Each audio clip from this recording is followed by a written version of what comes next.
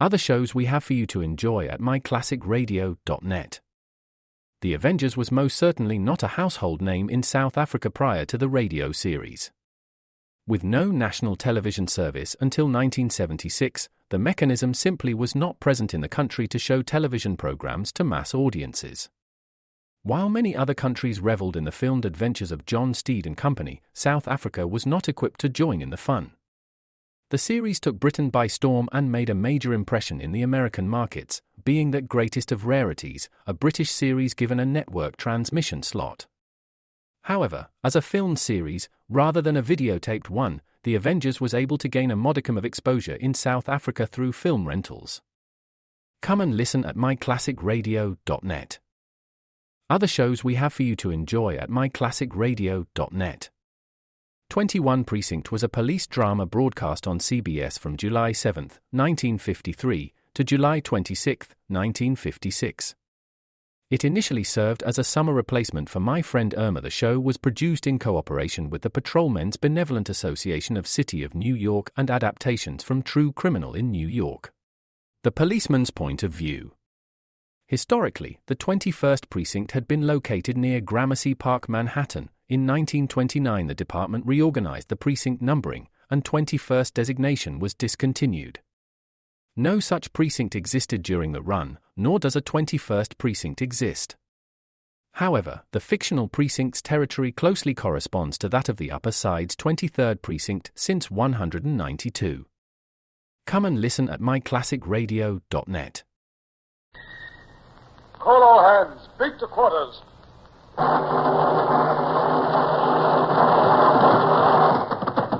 Run out the guns. Stand by the starboard battery. One broadside into her, if you please, Captain Bush. Pointers on target. Linstocks ready. Aye, aye, sir. Ready. Fire!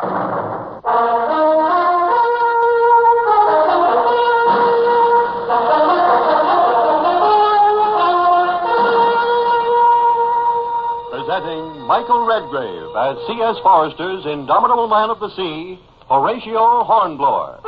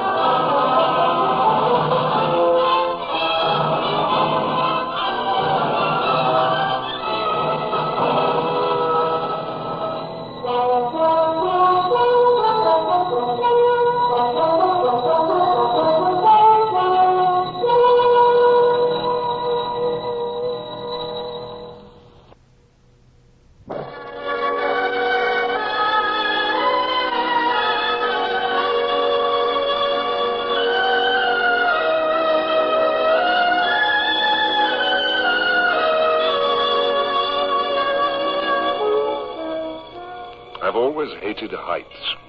I still grow dizzy on occasion, much too easily. But once, rather early in my life at sea, I learned that even heights are not one whit so bad as fear. Cold fear itself. Our frigate, the Indefatigable, had chased the French corvette Papillion into the mouth of the great French estuary, the Gironde. And there we were, prowling like a wolf outside the sheepfold. And now, Mr. Chad, let's have that chart, if you please. No, the one showing the mouth of the Gironde. I've penciled in the positions of the French shore batteries. Pull your chairs down to this end, gentlemen. Our chase, the Papillion, lies just here. Mr. Eccles took the bearings. You've been wondering what I plan to do about her. Well, you gentlemen are going in with our small boats, launch, cutter, jolly boat, to fetch her out. Oh, so that's it, sir. A cutting-out expedition, eh? Precisely, Mr. Chad. Mr. Eccles will be in general command. We've already discussed it. Mr. Eccles, Will you kindly outline our plan? Yes, sir. I shall have the launch, and Mr. Ross the cutter. And Mr. Chad and Mr. Mason will command the first and second gigs, and Mr. Hornblower will command the jolly boat, as usual. Each boat, except Mr. Hornblower's, will have a junior officer, second in command, of course. Yes, sir, as I was about to say. For the jolly boat, that won't be necessary, with its crew of only 7. Yes, sir. We'll be dispatching about 100 men in all. The Papillion is a ship of war, no merchantman. 10 guns aside, a crew of 200 men, no doubt. But we'll be attacking her by night, taking her by surprise. Surprise is more than half the battle, gentlemen. Pardon the interruption, Mr. Eccles. Just now, we're out of sight of land. The French will think we have gone for good. We'll stand in again, as far as possible, after nightfall. Then deliver the attack at 4:30, an hour before dawn. You see, that means their watch below will have had time to go to sleep. But proceed, Mr. Eccles, proceed. My launch will attack on the starboard quarter. The cutter on the larboard quarter. Mr. Mason's gig on the larboard bow, and Mr. Chad's on the starboard bow. Understood? Yes. Mr. Chad must cut the corvette's cable as soon as the other boat's crews have reached the quarter deck. Are you clear, Mr. Chad? Yes, Mr. Eccles, quite clear. Mr. Hornblower, with his jolly boat, will wait until the rest of you have gained a foothold on the deck. Then he'll board at the main chains and ascend the main rigging, paying no heed to whatever fighting is going on deck. He'll see that the main topsail is loosed and will sheet it home on receipt of further orders. Clear, Mr. Hornblower? Yes, sir. Yes, sir. I myself, or Mr. Ross, if I'm killed or wounded, will seize the wheel and attend to steering the corvette as soon as she's underway. The tide will take us out, and the Indefatigable will be waiting just out of range of the shore batteries. And that's how we fetch her out. It's very simple, gentlemen. It didn't seem so simple to me. At least not my own part of it. Of course, I should have spoken up then and there. I was no main topman. I hated going aloft. I was unsure of myself in the dark up there. I was utterly appalled at the thought of finding my way amid strange rigging. And, well, I opened my mouth to point this out. It was my duty to question my own fitness. I'm sure, Mr. Hornblower. What was this that Captain Pellew was saying? It seemed to concern me. And since we're short-handed on midshipmen just now, I'm sure Mr. Hornblower won't mind the rigging job, even if he has newly ascended to the happy state of an acting lieutenancy. After all, he's younger than most of us, should be that more agile as a consequence, eh, Mr. Hornblower? Well, I hope so, sir. Of course. Then you don't mind our assigning you as a top man? Well, no, sir. No, not at all, sir. Well, then, gentlemen, I think that's all. I fancy you should all begin your preparations. Aye, sir. Aye. The sun is about to set. You know your duties, and each of you will find you have plenty to do, I have no doubt.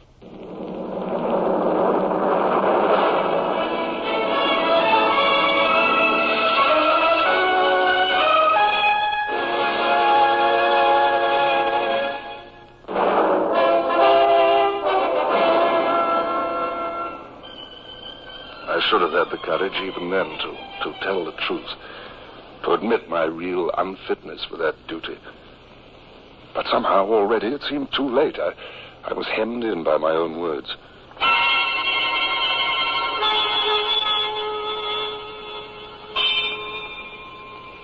The Indefatigable crept inshore through the darkness. The time for the attack came very slowly. Still, it came. The boat crews formed up at last, each man with arms. My jolly boat's crew stood in the waist, awaiting me. Well, are you all ready? That we are, sir. Are the oars of the jolly boat properly muffled? Aye, sir. And each of you has his own pistol and cutlass? Aye, sir. Very good. Then keep all pistols at half cock. Don't want them going off to warn the French because of nerves. Jackson. Yes, sir. As coxswain of the jolly boat, you'll leave it last. Aye, sir. I'll mount the rigging first, of course. But Jackson, be prepared to take command if I fall. I mean, you know, well, if I'm killed in this instance. Is that understood? Oh, yes, sir. Oh, good. Well, I think then that we're Just about ready to pull away, as soon as word comes down from the quarterdeck. Begging your pardon, sir, I don't feel quite right. What's that? Who was that spoke to us then? Hales, sir. I'm a little worried about Hales, sir. What? He's been acting kind of odd. Oh, I see. Well, what's the trouble, Hales? Oh, I'm not sure, sir. I just feel a bit, queer-like tonight. Oh, indeed? Well, you're not the only one who feels a bit unsettled, Hales. Oh, I belay that, man. Oh, I don't mean I'm afraid, sir. Honestly. Just keep your mouth shut, Hales. Mr. Hornblower's busy. Look, let's have no more of this chattering. We're about to take off in a moment. Wait for the signal.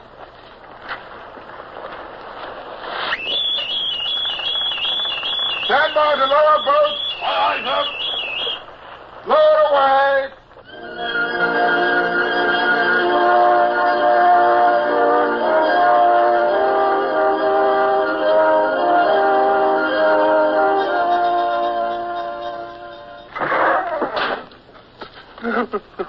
Hales, come on, sit up. Go on, pick up that oar. Now, go on. We're nearly there.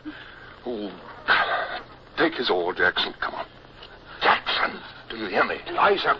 If I can just get his hands off. I want to do it, I understand it, but I can't. You might try pouring water on him, sir. There's the baler, Andy. Sea water will cure almost anything. Too hard. Shut up, you. Too dark. Shut your mouth. But He's out of his mind, sir. That's the truth. Mr. Hornblower, sir. Shut up. Sir, Sir, we've got to silence him, haven't we? Yes, Jackson, yes, we must. Lives of 100 men at stake. I should never... I know how I can do it, sir. Unship that pillar. Aye, Mr. Jackson. Yeah, what are you up to, Jackson? The only thing we could do, sir, knock him out.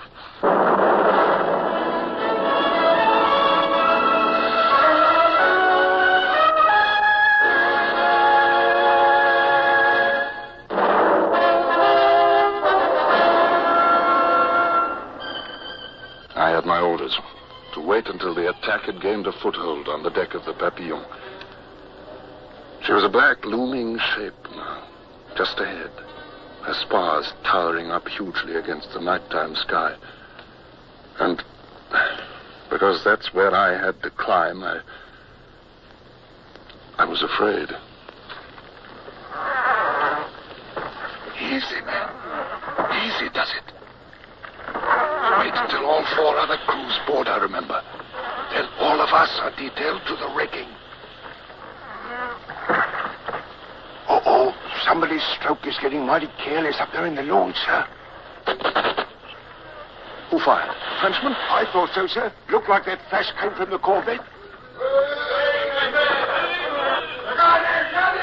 Oh, they've seen us, sir. They've wakened up for sure. Give way, men. Give way.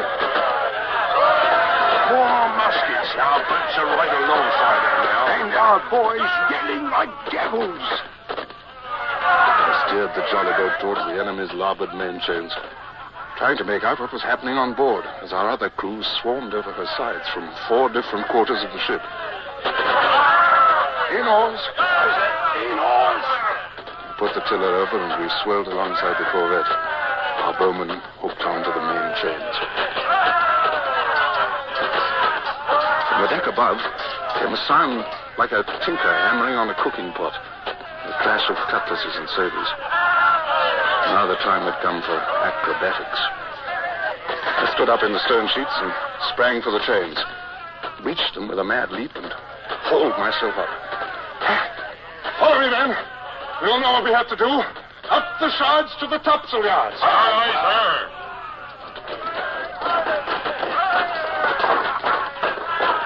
The shards came into my hands somehow. My feet found the ratlins beneath them. And I began that dreaded climb to the main topsail, locking fingers and toes into the ratlins with a thrust of desperation. The flash of pistol shots lit the seething scene on deck, but I didn't dare look back at it. I kept my eyes from my climbing. Jackson! Can you hear me, Jackson? Aye, sir. I can. I'm right behind you, sir. At my elbow, I felt the futtock shrouds. I transferred my weight to them. It was a long way down to the deck by now, I noticed. Then I hauled myself to the topmast shrouds and began the last stage of the ascent. The shouting on the deck fading a little in the distance. Then here I was at last, at the topsail yard itself. My arms gripped it. My feet felt for the foot rope. Felt again, and then... Gods. What's that, sir? Did you speak to me, sir? You all right, sir? Yes, but... Jackson, there's no foot rope here. There's no rope at all. Oh, maybe those Frenchies don't use one. Don't like that, no, sir. 100 feet above the deck I hung, kicking and squirming with no hold for my feet. Yet the gaskets had to be cast off and the sail loosed. Our whole venture depended on that. Are you there, Jackson?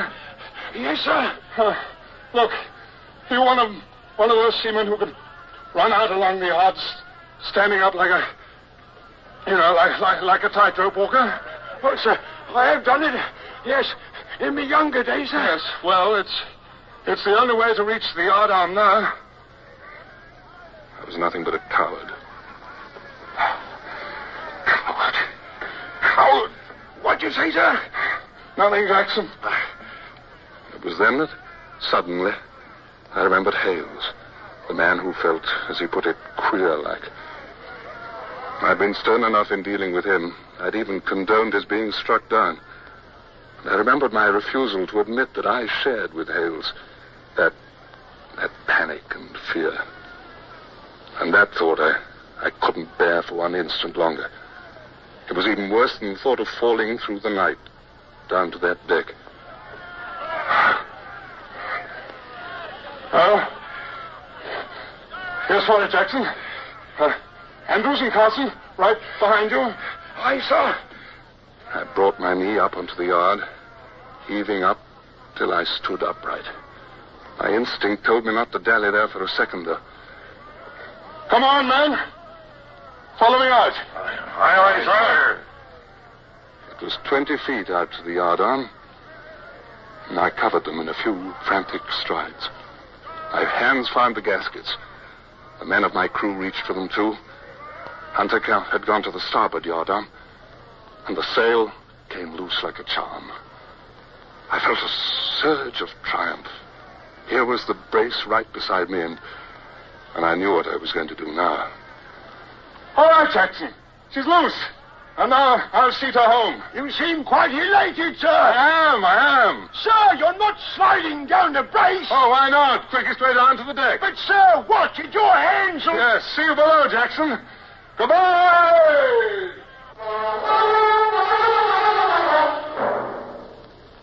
I was a delirious young fool, excited by the stemming of my fear, carried away by it. And I slid so fast down that rope that I nearly cried out in pain. The rope stripped the skin from my hands like peeling off a glove. Well, Mr. Hornblower, you plummeted down here like a cannonball. Yes, sir. Let's get the topsail set, sir. Here now, you men. Stand by to give a hand with the sail. Lively now. All right. A faint grey dawn was showing now. The signs of battle had almost died away, and I'd been far too occupied to notice. Mr. Shadd, sir, is there fighting all over? Oh, just about. It was a well-worked-out surprise, I'm glad to say. We took it in a single rush before the watch below could give the anchor watch much help. We just cut the cable, and now we're... Why, what's the matter, Hornblower? It's only my hands, sir. Burned my hands a little on that brace.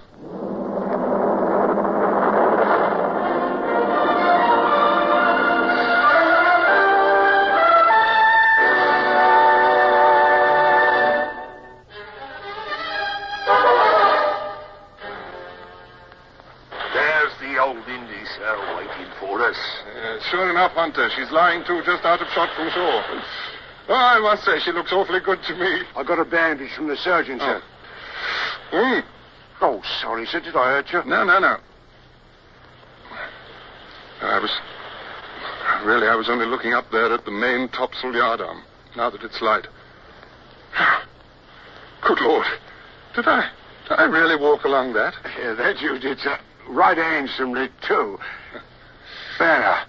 That's fixed. Good as I can do it, sir. That's good. Feeling any better? Yes, much better, thank you, Jackson. You know, sir, we got a report that Jolly Boat is lost. Lost? Oh, well, what happened, Jackson? She ain't towing alongside to like the other boats.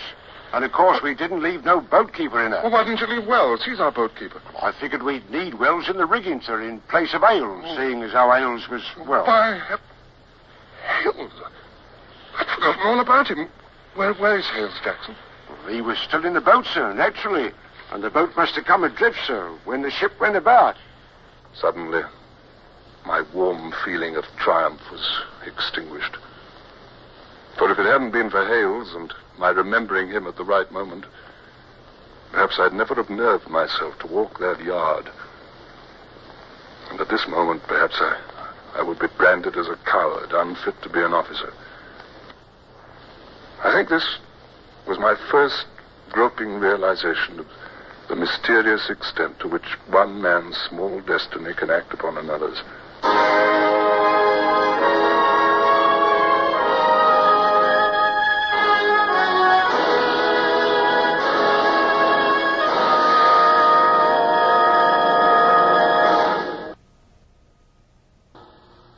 Horatio, Hornblower, starring Michael Redgrave, is based on the novels by C.S. Forrester. Music composed and conducted by Sidney Torch. Produced by Harry Allen Towers.